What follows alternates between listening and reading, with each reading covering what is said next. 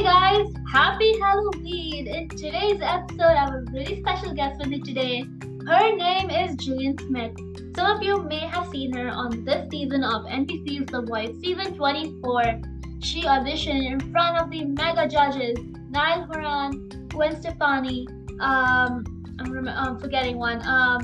Please help me, Gillian. It's Gwen Stefani, John Legend, Reba, and Niall Horan. Yeah, thank you so much for telling me that. I didn't quite remember that. So anyways, hi Gillian, how are you today? Good, thank you. Thank you for having me. Yeah, it's a pleasure to have you on. So please introduce yourself. So my name is Gillian Smith. I am 20 years old and I live in Pennsylvania. That's awesome. So how did you get started with songwriting? I got into songwriting a little bit later than I got into singing. Singing was something that I had just started doing when I was about 4 or 5 and stuck with it. But when I decided I wanted to do country music for a living, I actually just started doing writers rounds. So what that is you write your own music and you perform it in Nashville, and basically you're just hoping that people like it. So I would say within the past 3 or 4 years, that's when I really got into songwriting. Wow, that's amazing. I think it shows the fact that you do not have to be a certain age to start. You can just start whenever, right? Yeah, absolutely. It definitely takes some practice, and it's not something that came super easy to me, but with practice I got the hang of it. So would you say you said that you started more 3-4 years ago, would you say that kind of impacted you? Do you think you would have been at a different stage had you started off when you were let's say 15 or 16 or something? I think with songwriting, yes. I think the more practice that you get is, that's ideal. More practice is better. But for singing, and just being an artist, I don't think that really impacted me that much with starting songwriting 4 years ago, but definitely on just writing songs for myself perspective, I think absolutely. Yeah, I think I totally agree with you. Experience is a lot of the kind of key, but again, you don't have to be a certain age or anything. Everyone listening to this episode right now, that's a key thing to know. Gillian may have started doing it 3-4 years ago, but even if you're I don't know, let's say 10 or even 59 or something, you don't have to worry about being too old or too young for this, because I think everyone is born to be creative and has the skill to be creative at some point. Absolutely, I agree with you. So considering that this is a Halloween day, what would you say your favorite Halloween tradition is? My favorite Halloween tradition is definitely handing out candy, and then I love handing out candy to the trick-or-treaters, and I actually just moved into my own house 2 days ago, so it was my first time handing out trick-or-treat candy to my new neighborhood. And also pumpkin carving, just doing the classics, watching a Halloween movie, those types of things. That's awesome. I think that kind of creates a connection to the community, especially since you just said that you moved 2 days ago, so it helps you meet new people, even if it's kids. Yeah, absolutely. I met my neighbors today because I was able to, their kids were walking outside to go trick-or-treating, so I got to meet them. So definitely trying to build a community for sure. And I think music and the whole creative community is also a big one. You meet so many people every single day.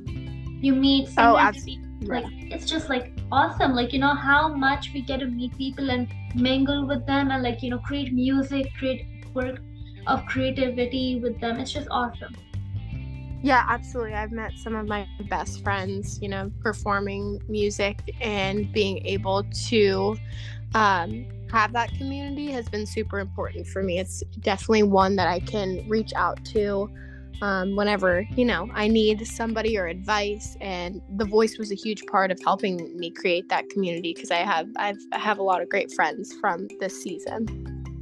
Yeah, that's really cool. I think just having the guts to go on The Voice just is a big thing, because I personally have auditioned for pre-TV auditions, where you do the things in front of the producers and things. I didn't get past the first round, but I think like the key thing is just like, trying and trying and trying. I think some people have often shared their stories with me and have told me that they've tried like over 10 times and finally made it on the 11th round. So I think just like, to never give up is kind of the key in terms of like, the creative industry. Yeah, absolutely. I think that it's all a learning game of whether or not it doesn't hurt to try. That's what I kind of went into The Voice thinking, and honestly, that's what I do a lot in my career. Is like, it doesn't hurt to try, and if it works out, it works out. If it doesn't, it doesn't. There's always a different route that you can go, and something else that you can try. Yeah, absolutely. So, Blake Shelton used to be a long-time judge on The Voice. So I've heard that you were like, an opening act for him in one of his shows. So how has that like felt for you? Like, how would you describe that moment? Yeah, I was on the same bill as him for a show, and honestly, those types of experiences are so surreal. It's always like when you get up on the stage and you're performing in front of 30, 40,000 people, it's just a feeling that, nobody else will understand until you're on one of those stages, and it's the best. Yeah, I think like it's really cool that you got to do something like that. Again, that's also something that takes guts. Honestly, like anything that you do, anything that anyone does, honestly takes guts, because like just like in front, especially like since like it's like a huge amount, it's not like 5-10 people where like if you make a tiny mistake, it's all right, you can brush it off. I mean, of course you can somewhat do that in like big ones as well, but I think you often feel like there are people watching you and things like that. So how would you say you dealt with like quieting down your inner voice that may or may not have told you that you will make a mistake or you will mess up or you'll do bad or something like that? I think it's honestly just accepting the fact that you are going to fail, and you're never going to grow if you don't fail. So I think that is, I mean, it's a hard thing to learn, but once you do, it's very freeing of being able to just be like, yep, it's going to happen. Like, not everything is going to go exactly to the plan, and it's not going to all work out, but being able to accept that is what creates it creates the mindset of it doesn't hurt to try. Yeah, absolutely. Again, I think that's very true, like what you just said. I think it's very important to just know, just like, again, just keep trying. Do not like give up, because like, again, it's just a matter of like, what things click, and like, being not afraid of failure, because again, it's kind of like the key thing. Everyone has been taught this at some point in their life, especially in school, where like, do not have a fixed mindset, have a growth mindset, and those kind of things. And I think just having that kind of skill is really important, especially again when you're in the industry where people try to bite at you or correct you in the middle every time they get a chance. I think it's really important to like know when to keep your cool, when to keep strong, and like fight against all odds. Yeah, absolutely. I definitely think it's a growing experience for sure.